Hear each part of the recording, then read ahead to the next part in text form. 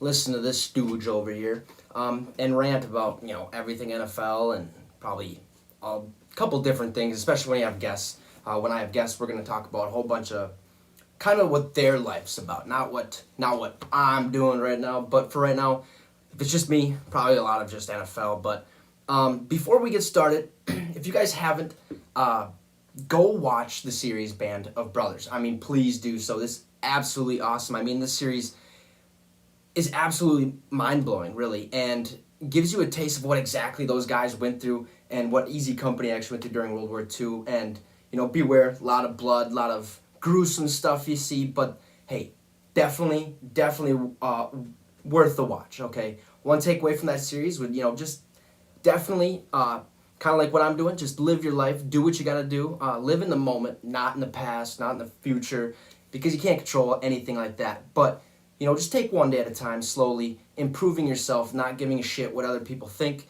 or do, really, up to you, I guess.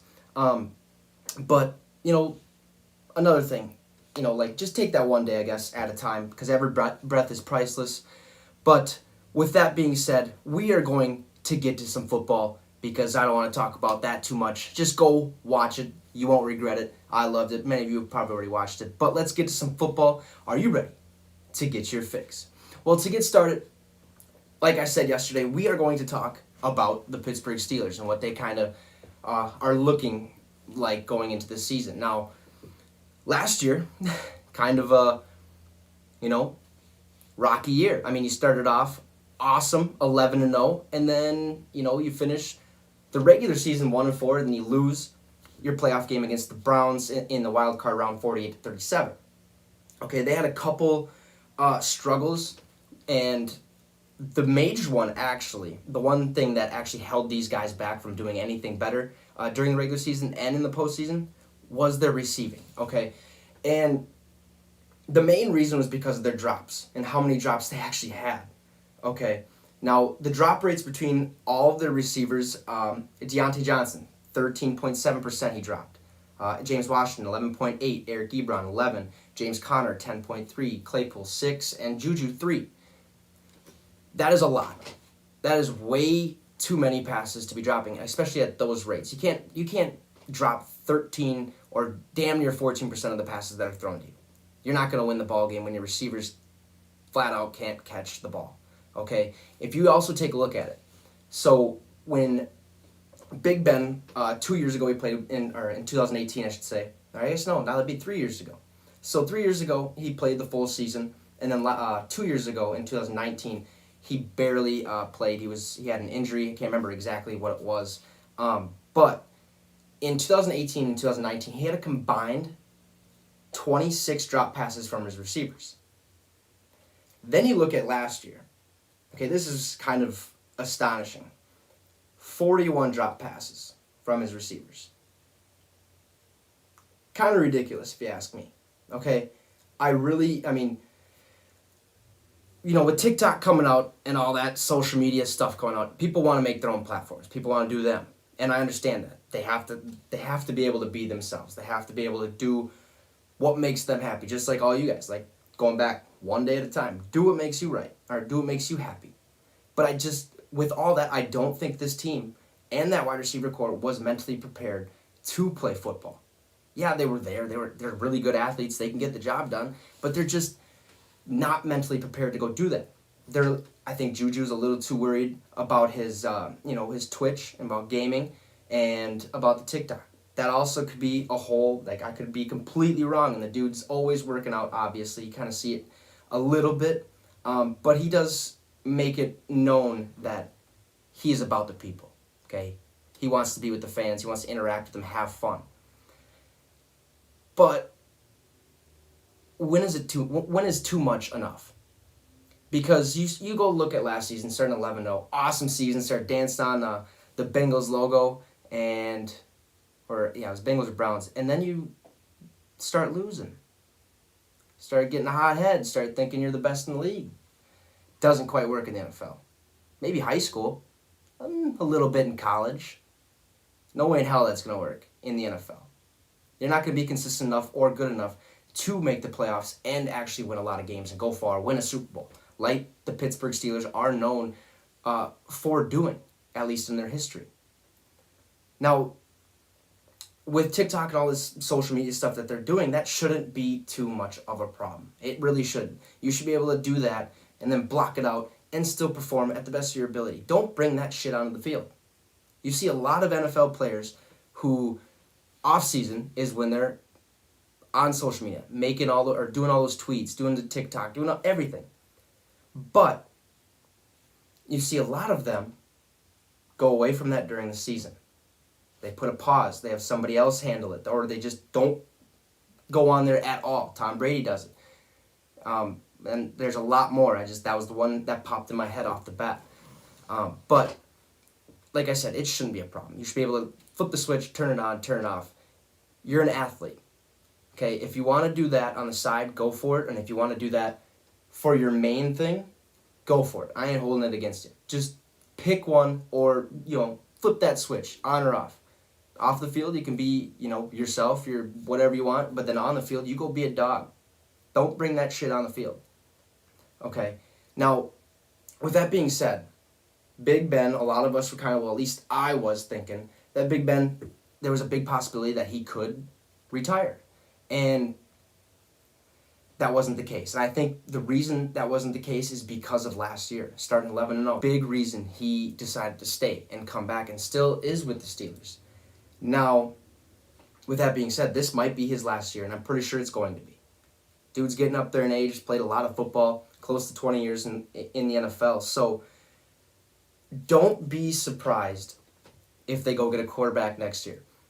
But be surprised that they didn't go and look for a better quarterback this year.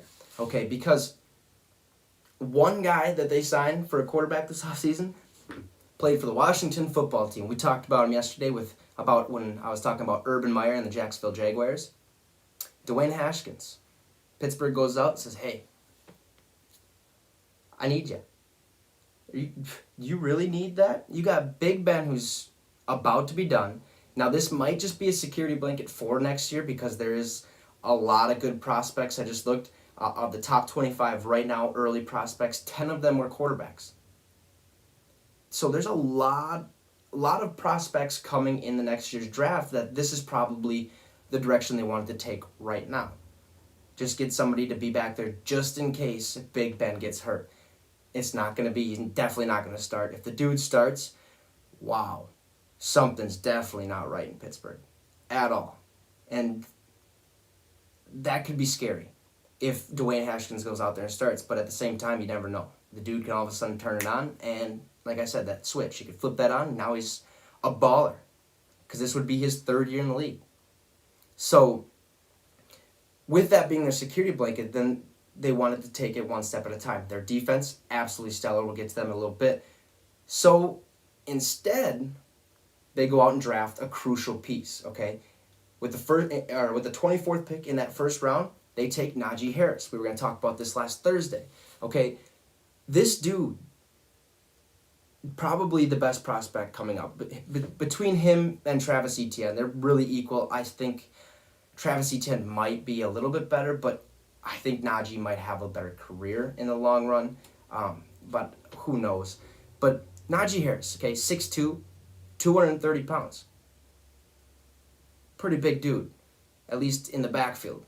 Okay, in 2019, 209 carries, about 1,200 yards, 13 touchdowns, okay? And then he had 304 yards, 7 touchdowns on only 27 receptions. Then you go last year with Alabama where they made that run and had 1,400 yards and 251 carries, 26 touchdowns. Dude was a scoring machine.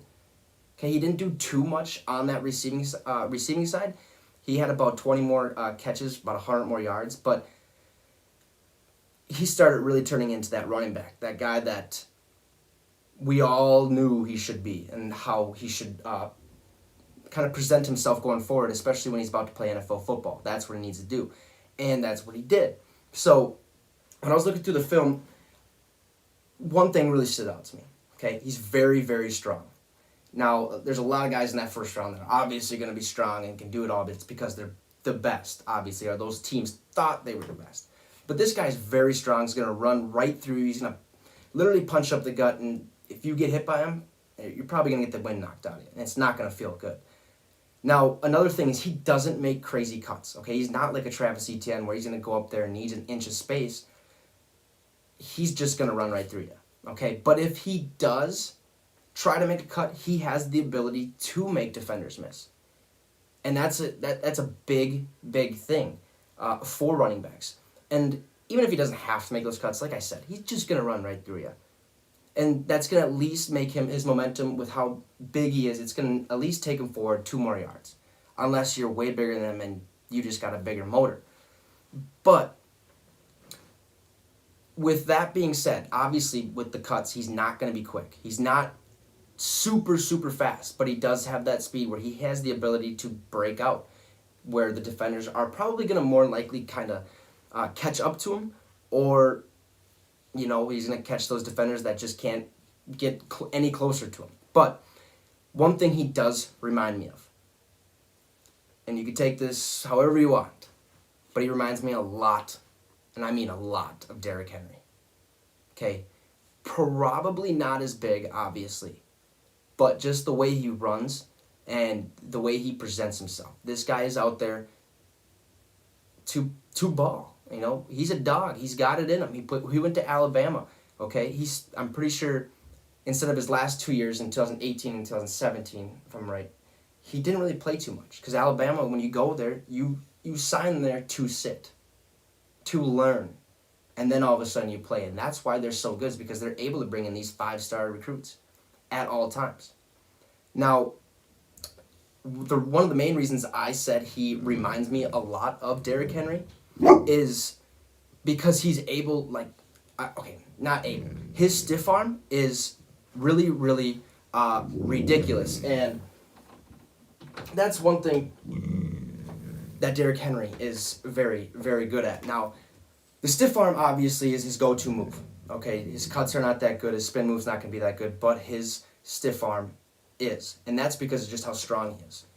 I didn't really go look into all the ifs and what happens and whatever, but I just know from watching this guy, very, very strong.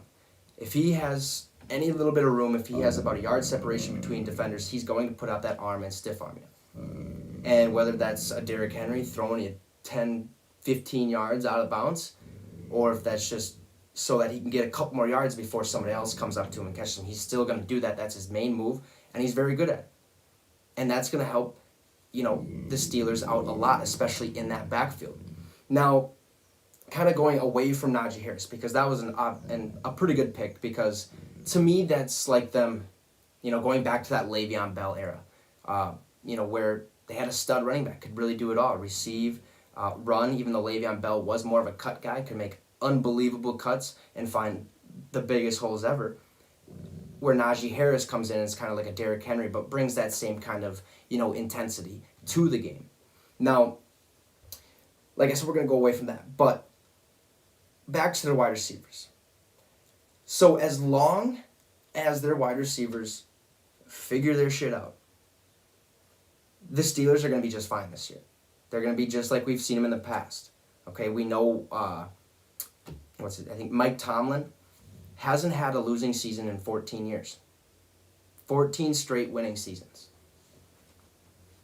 That's got to tell you something. I mean, the Steelers organization in the history of the NFL have only had 3 coaches. I can't really name one of them. I think it was Bill Cowher and Mike Tomlin, and then I can't remember the other one off the top of my head. But, I mean, this is a very, very well-run franchise. And they're going to win a lot of games. There's a reason they have, I think they have the most, or tied with the most, Super Bowl trophies in NFL history. So they know what to do. But if these wide receivers figure out what to do, flip that switch, get off social media, and go play football for 3 hours, or whatever it is, they're going to be just fine. And they should finish either first or second in their division. And a big part of why they should do that is because of their defense. We've seen what their defense can do. Number 1 defense in the NFL probably the past 2 years. Or at least top 5 in the past 3 to 5 years. These guys are the real deal. They keep the Steelers in a lot of these ball games, and we've seen that this whole year.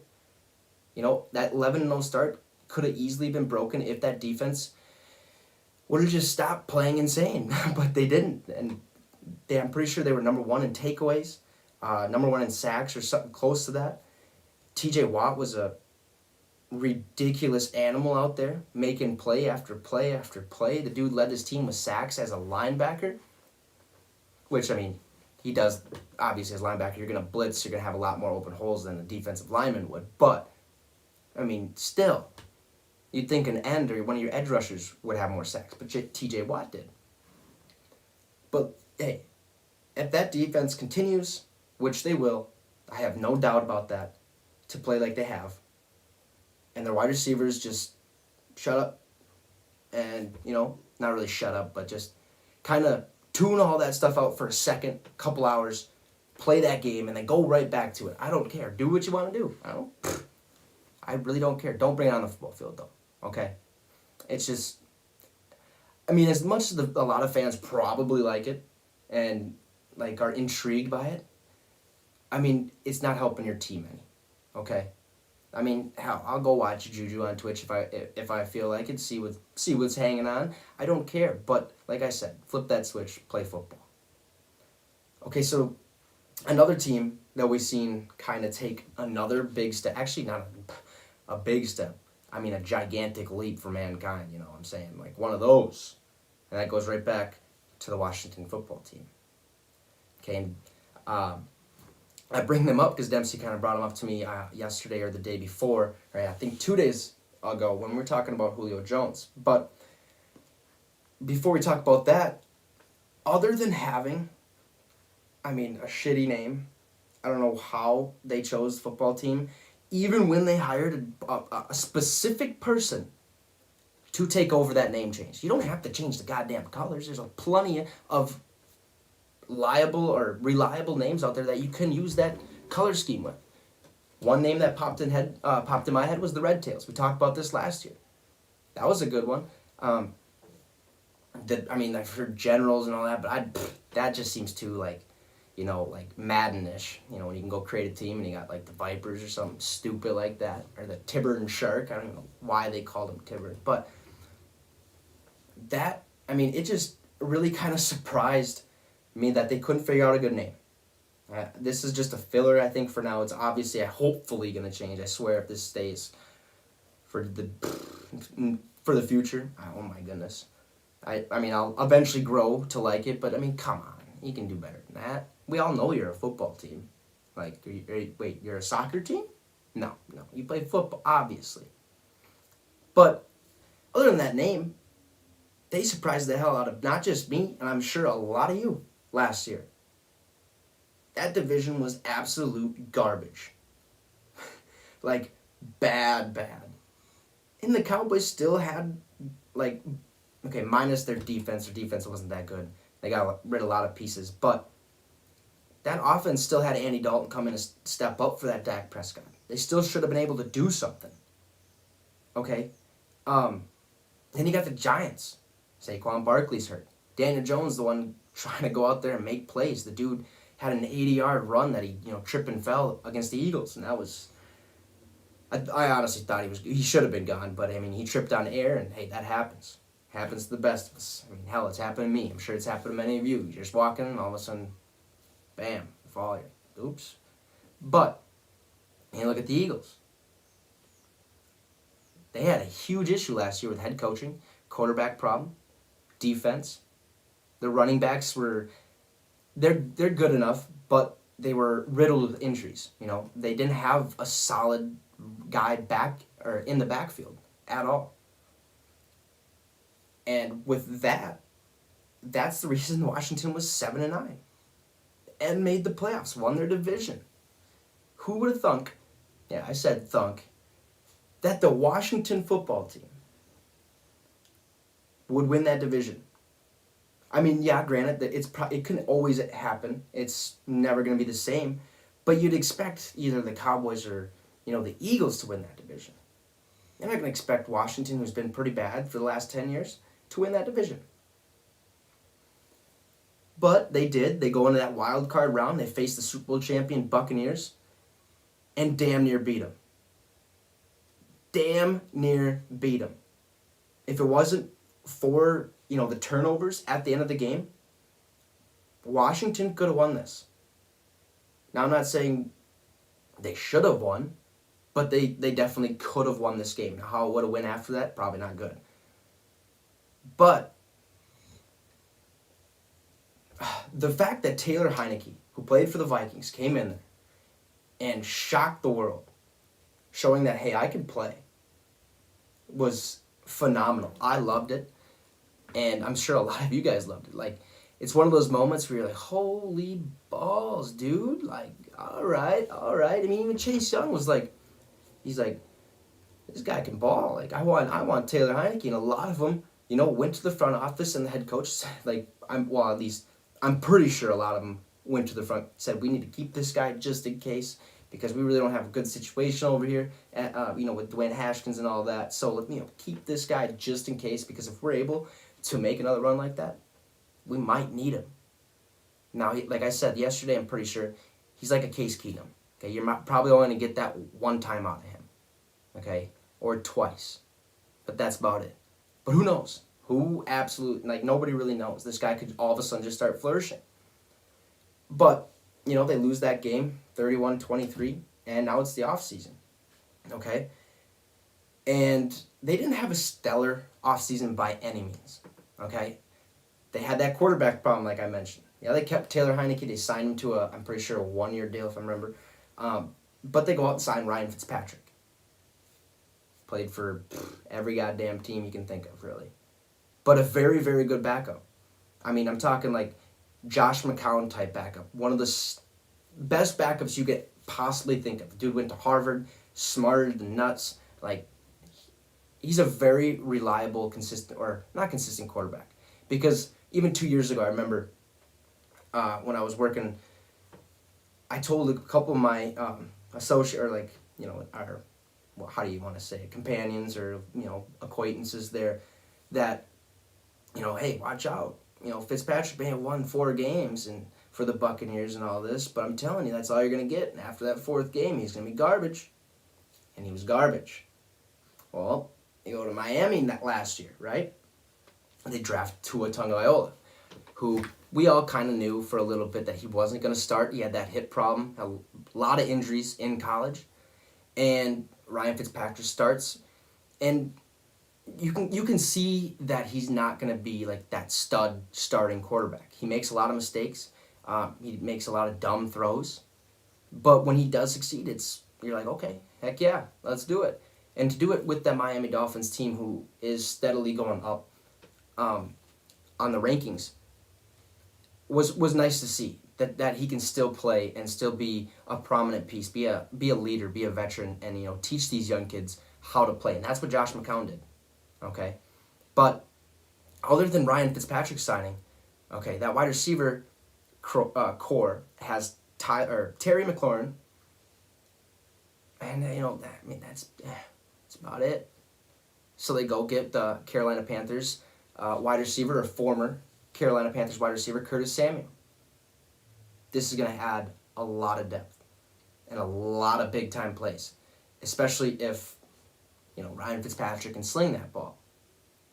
Curtis Samuel is the perfect piece they need, because you got Terry McLaurin. He's tall, a little bit more like lengthy, a little bit, and goes out there and is stellar. He's their best receiver by far.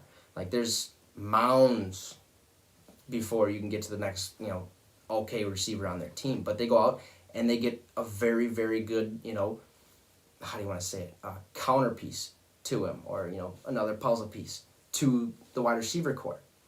Curtis Samuel. Dude balled out in Carolina. He's all right. He's not a great receiver by any means, but he's a good one. He's a productive one. He gets the job done. He's going to, be quick a little bit, not too fast. He's able to change speeds pretty quick. His change of directions, really good. Don't really know, a whole lot about Curtis Samuel, besides he does just go out there and get the job done. Okay, I'm pretty sure he had close to 1,000 receiving yards, and the guy scores an alright amount. It's kind of like 8 to 10 times, somewhere around there. But he's a really good piece for this Washington football team. especially when their quarterback situation is not that good. You need guys that can catch the ball. They don't have a tight end. Right? Their tight end is not that good at all. So they need to find that piece. They'll probably do that next year. They'll probably find their quarterback next year too. Who knows? Okay, but to go along with that free agency, they also drafted, pretty good. Okay, they drafted a lot of defensive help, and it started with linebacker from Kentucky, Jamin Davis, 6'3", 234 pounds, absolute stud. I never knew anything about this guy until I literally went and watched this film today, and a lot of good things. Okay, he's great awareness, pretty quick. He has that ability to just flip it on. He's more aware. He's a zone type of guy. That's what he is.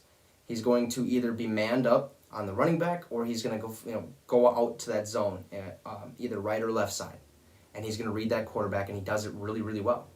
I can't remember off the top of my head how many interceptions. I want to say it was like 2 or 3, but that's just because of how good his zone defense is. He has exceptional hands. Like I said, 3 picks. At least that's what I'm pretty sure anyways. But exceptional hands. If you can, at the linebacker position, get a decent amount of interceptions, especially in college, it's going to translate pretty well, okay, to the NFL. Now, probably his best, or his strong suit, if you will, and his best ability is that he's going to be very, very devastating in that run game. Okay, he's able to run by defenders. He kind of acts like a smaller edge rusher in a way. Okay, he's picking his time, to sneak in there, and all of a sudden, bam, he's coming through that hole, and he's going to hit you. And whether you get a couple more yards off that or not, he's still going to bring you to the ground. It's a very, very good signing, very good draft pick for Washington. And, other than that, besides that linebacker they drafted, I want to say, 4 more. I think they drafted 5 or 4 total defensive people, and only 3 or 2 offense. So they knew what they had to do. They knew they needed to boost their defense, even though their defense is pretty good. Okay, at least decent enough to help their offense out, but they also need that depth where they can actually hold these guys out for 4 quarters. Because we've seen that last year. That's the main reason they lost 9 games. They went 7-9. So those wins that they were able, to get was mainly because that defense was able to hold them off just a little bit long enough to where their offense was able to score. Okay, so their offseason was all right. They just filled in pieces that they knew they needed, filling in that depth chart, and with that, this is going to be probably a very solid team, at least for this season. I mean, I think we're going to see a lot of what happened last year, because still they didn't address too many offensive problems besides, getting Curtis Samuel. I don't think Ryan Fitzpatrick's too much better than, Alex Smith or Kyle Allen, or I can't remember their backup at this moment right now, but I just, they didn't do too much on offense. They just wanted to work on their defense because, defense wins championships, which, it does. Because if you play good defense, we've seen it with Tampa Bay this year. Good defense throughout the whole playoffs, and then ended up winning. Besides that first game, they were kind of, off. But that's because a lot of them were young and, first time going to the playoffs, because the Buccaneers haven't been that lucky as of late. So, now, with saying that they're going to be a very solid team, it really depends on that quarterback play. Okay, going back to Ryan Fitzpatrick, he needs to be able to get the ball off and not take a lot of risks, because I think he makes a lot of dumb throws and tries to force a lot and tries to look like the star, so it's like Fitzmagic all over again with that beard and all that. But I think he has to turn that down. I hope Ron Rivera, at least I know, well, probably not know, but I hope I know that Rivera or whatever is telling him, hey, go out there, play your kind of ball, but don't force anything, because that's gonna cause a lot of losses. We don't need to be, 7-10 or 8-9. We don't want to be that. We want to be above 500.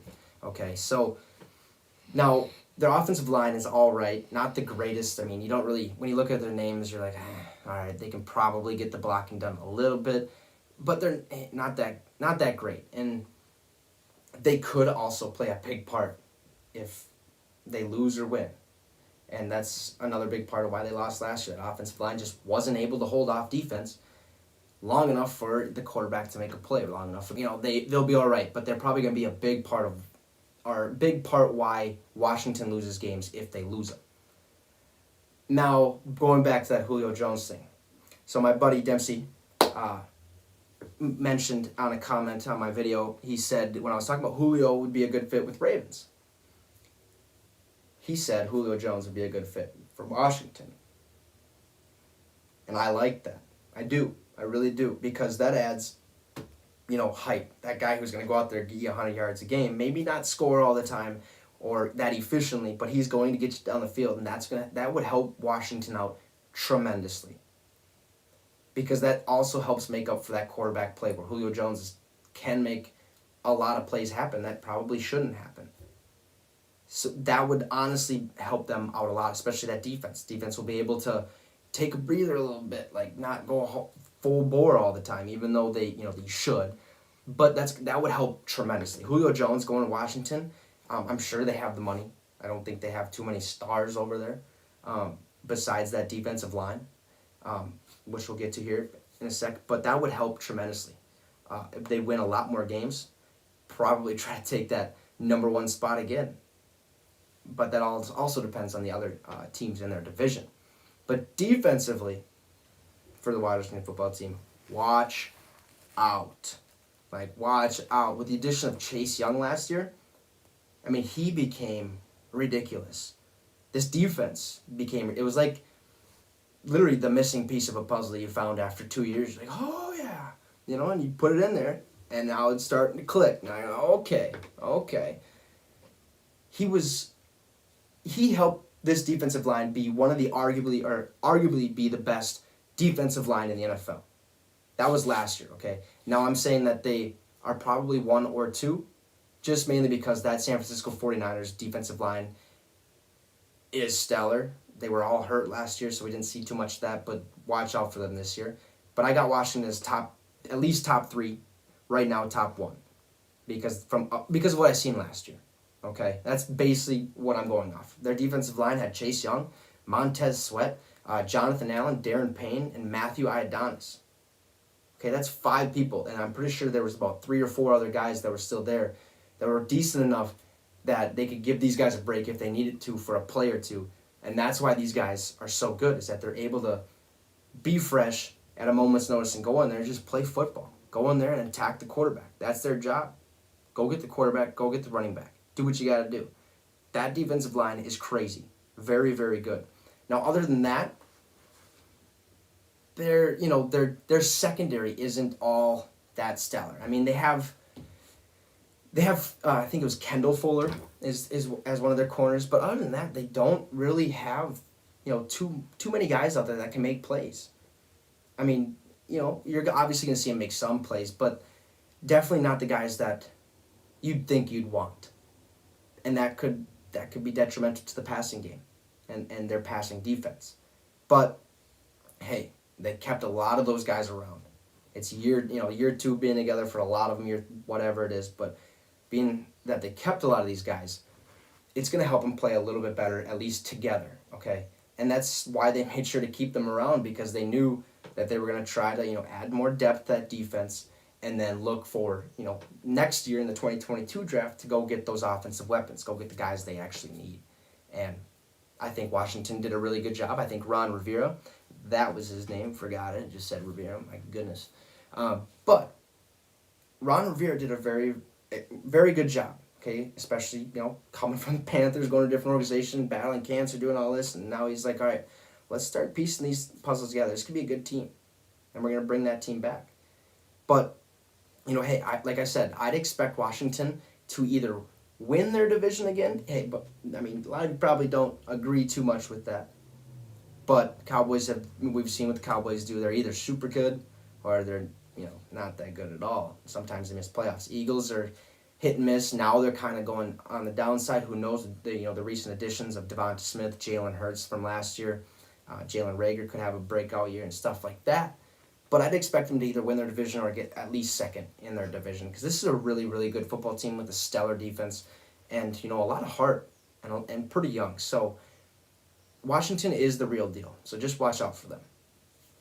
So other than Washington, other than the Bears or the Eagles having a little bit of a quarterback problem, I'd say the Saints are kind of not really a problem, but they're in a little bit of a pickle. For me, it wouldn't be a pickle because I already know who I would have starting. But by now, I'm assuming, I'd hope, anyways, that all of you guys know Drew Brees ended up retiring.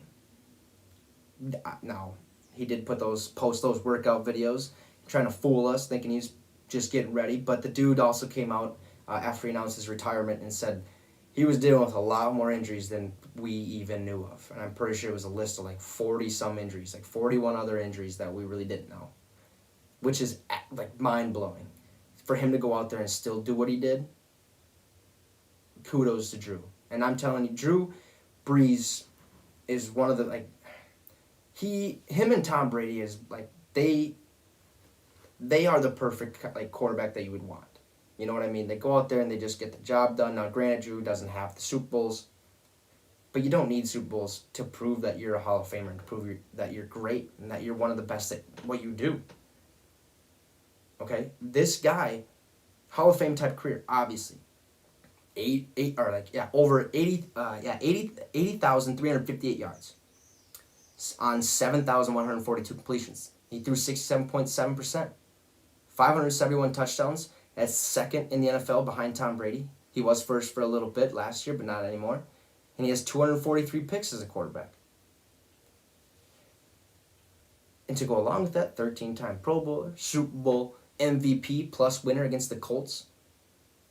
So this guy has had a very, very good career. Played 5 years Chargers, went to the Saints, and the rest is history. Now, granted, that 2009 season, that Super Bowl 44 season, I will not forget about that. My guy Brett Favre, I hope, never forgets about that. Oh, my goodness. I'm sorry to bring up some bad memories, folks. Very, very bad memories. But other than that, that 2009 was the main reason I hate the Saints till this day. Or dislike them. I don't hate them. I just dislike them. I just can't deal with it. But it's in the past. Can't do nothing about it. But Drew Brees is a really good quarterback. Kudos for him. If he was on any other team, awesome. But other than that, pretty positive, okay, that the Saints knew Drew was going to retire. He probably told them at the beginning of the season, hey, this is my last one. And they knew that. So they go out and they sign Jameis Winston, who ends up sitting on the bench, really doesn't play at all. I think he took a couple snaps, like a handful, I think one game. And Taysom Hill actually got most of the starting. So with Drew Brees retiring, you now have two options. Option one, Taysom Hill. You started him a lot. You have a lot of faith in this guy as you keep him around, and obviously you have a lot of faith in him if you sign him to a 4-year contract, crap load of money, all voidable, which means he pretty much, if they want, he gets $0. It's all voidable. Doesn't matter. And that's mainly because of the cap space. But, they mainly use him as a weapon. Tight end, wide receiver, running back, quarterback, wildcat. That's what he does. Okay? With passing last year, 88, 121, 928 yards, 4 touchdowns, 2 picks, 3 fumbles. Rushing about 457 yards, 8 touchdowns, 7 fumbles. He's 98 receiving yards, 1 touchdown. He's all right. He's a weapon. Nothing more. Or you got option 2.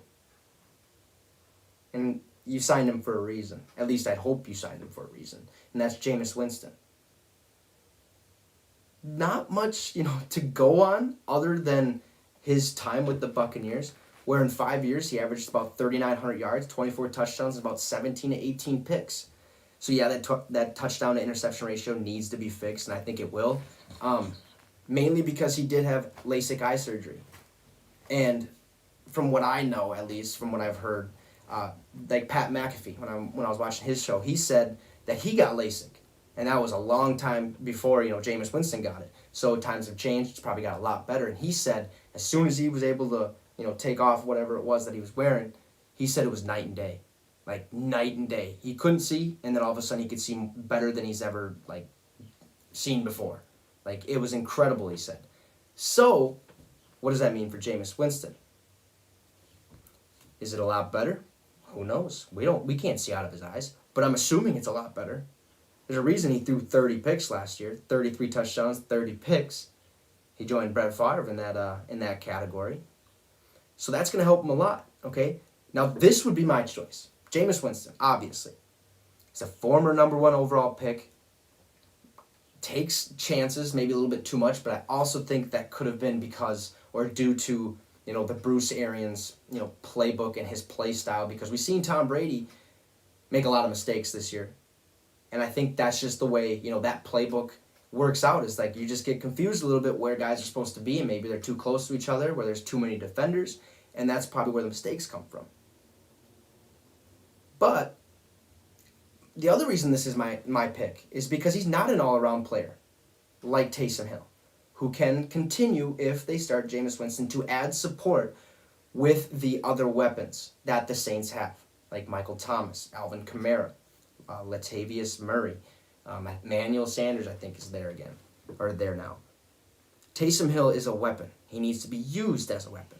You can't he's old. I know that he came in as a quarterback, but the dude has made a living being a weapon. Wide receiver, running back, quarterback, anything. Don't just have him be strictly quarterback, because I think that's going to restrict him a lot, and he's probably going to play a lot worse if he has to stay in just one position and not be himself. So, like I said, 4 touchdowns, 2 picks for Taysom, not the greatest. Jameis Winston, definitely my choice, at least for now, for the Saints, because the Saints have a solid crew. They're always up there in the rankings, even in the playoffs, at least since, probably a little bit before 2009. So about 15 years, they've always kind of been a little bit solid. They've always been knocking on that door, trying to get there. And they've been really close a couple recent times. We got revenge in that Minneapolis Miracle. Hell yeah. That was awesome. Never experienced anything like that. That was like winning a Super Bowl. That wasn't a Super Bowl. I swear to God. Probably not the same feeling, because we haven't won a Super Bowl. Don't know what that's like. But that feeling for, I'm telling you, about 10 minutes or an hour, I could have cared less who was next to me. I mean, right when it happened, cousin runs out of the room. I hug my uncle, hug my aunt, and all that. We're having fun. And then you run outside in the streets, and there's a foot of snow, and all you hear is skull all around the city. It was absolutely just amazing. I've never experienced that in my life, and that was awesome. So, but the Saints still have it, okay? They're always going to have it. Now, it could go away depending on money situations and how that defense is going to perform. They do have a really good defense, really fucking hair on me. They do have a solid defense that's going to get it done a lot of the time. Young corners, young safeties, veteran linebacker crew. The offense just is loaded with weapons. And I really hope Jameis Winston gets that starting job and succeeds, because he's going to be a top 10 quarterback if he does. At least I hope so. So, off of those teams, we're going to talk about some news, some NEWS, some football news. Now, this news is kind of talking about getting back to football with COVID still here. Now, last year we seen that they put a lot of protocols in place for these guys to try to at least be somewhat healthy. And, a lot of it sucked. They had to stay in hotels, couldn't go nowhere, had to quarantine. But we all know that COVID has really been just a pain in the ass. Okay, everybody wants to go away. We want to go back to normal. And, yeah, that's pretty much what it is, just pain in the ass. And it put sports on pause for a while. I did not like that. That really was, you couldn't watch anything. You watched a lot of reruns, a lot of, like that Jordan documentary was awesome. I'm thankful that they put that out, something to actually watch for once. But you're stuck on Netflix, stuck on all that. So it was really bad. And then UFC says, fuck that. We're sticking around. Screw COVID. COVID who? And they found a way to keep the wheel turning and keep sports for us. Keep the entertainment coming. And because of that, that opened up the doors for the NFL, the MLB, the NHL, the MLS, all these major league or major sports, leagues to come back to at least some normalcy so that we can, get to sports. Because like I said yesterday, sports is one of those things where it doesn't matter who you are or what you're doing. It just brings everybody together for that 3 hours that you're there or that you're watching that game. But after having so many restrictions, not really a vaccine, kind of a lot of games moved. We've had a game on literally every day of the week last season, which is, hey, I loved it, but a little much. Can't kind of. It was hard to keep track of. Wait, do they play this day or do they play that day? And that kind of got confusing. So this year they came out because obviously the vaccines are finally out. A lot of people have already gotten them all. Players and staff and all that have gotten some.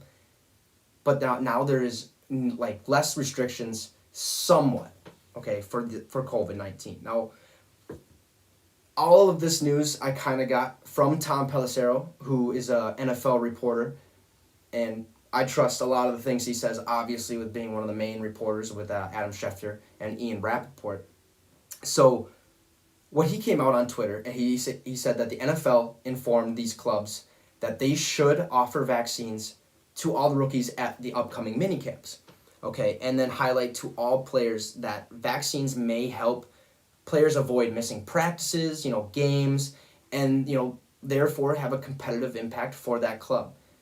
So like last year when we seen, or just kind of going off one instance or one example, James Harden or Lou Williams went to that strip club in Atlanta, but he went there for the wings, he said, because they have really good wings, which from what I've heard from like Colin Cowherd and like people that have actually like been there, not Colin Cowherd, he hasn't been there, but Joy Taylor's been there or something like that, and they said the wings are awesome. So I can kind of believe that, but at the same time, like, are you sure? You positive you weren't just having a night out in town, knowing that you are not going to be a stud in the NBA? You're just going to be that filler guy. But this is what it does, okay? It keeps players, like, if you're going to screw up, you're putting your team in a bad spot. So don't screw up. And then, nobody hates you then. It just happens to be whatever the record is what people are going to look at you by now.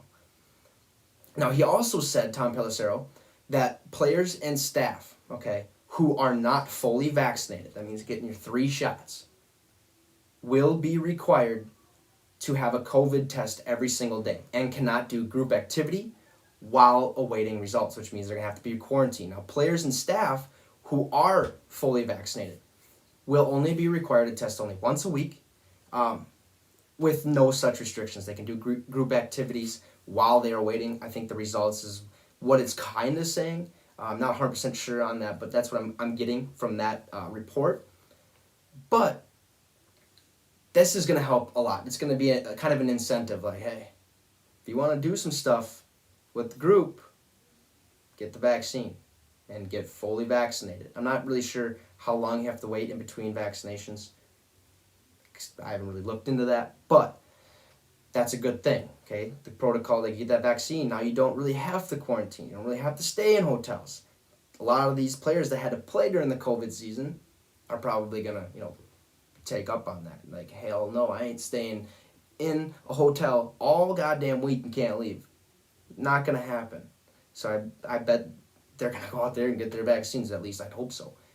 Now, he also said all NFL is going to will transition back to regular season COVID-19 protocols by May 17th, okay, which really means that groups of more than 3 tier, 1, 2, and 3 individuals, which I'm pretty sure that means like high risk, medium risk, and low risk kind of thing, or something like that, but you're in a group with high risk people, then you're going to be prohibited from gathering outside of the club facility.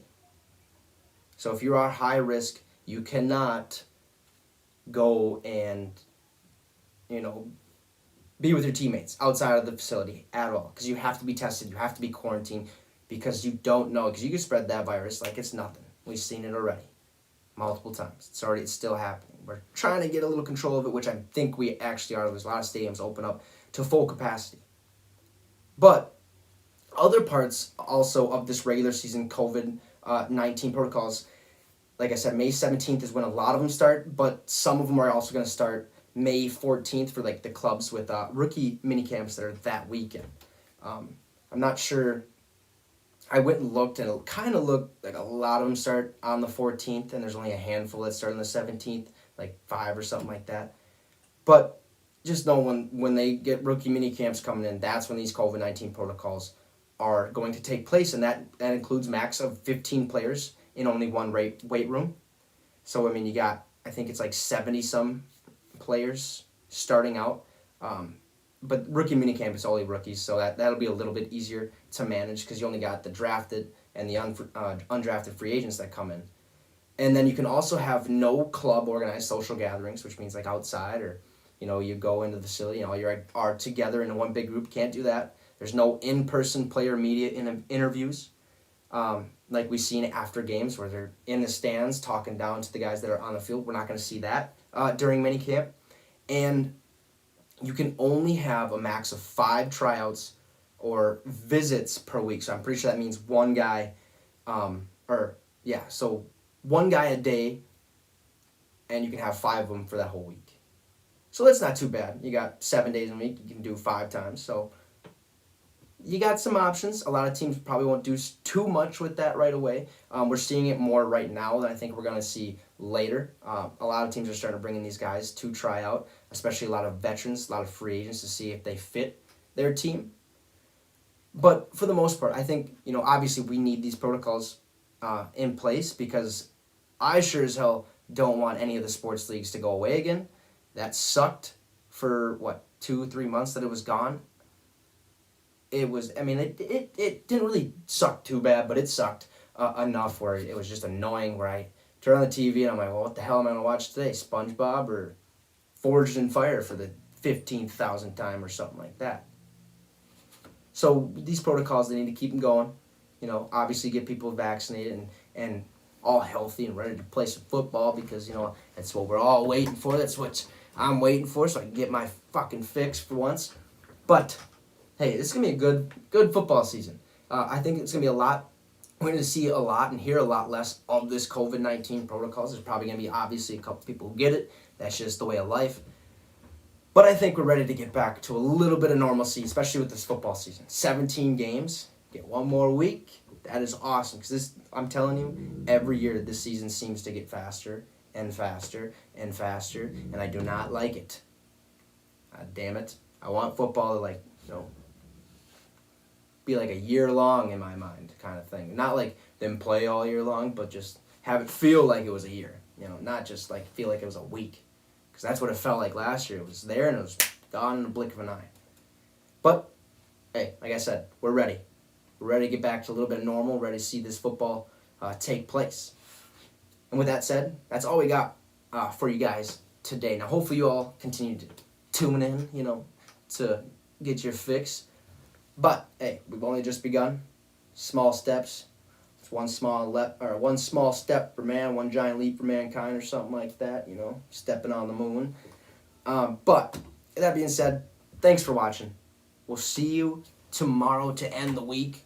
We'll see what we're going to do tomorrow. I think I got a couple plans here. Joe mentioned to me who I think is going to be the MVP, so I think we're going to probably do a little bit of early season or early prediction awards maybe. We'll see if we want to get to that. But yeah, we'll see you tomorrow. Have a great rest of your night. And you just got your fix with the Wicks. Have a wonderful day, guys.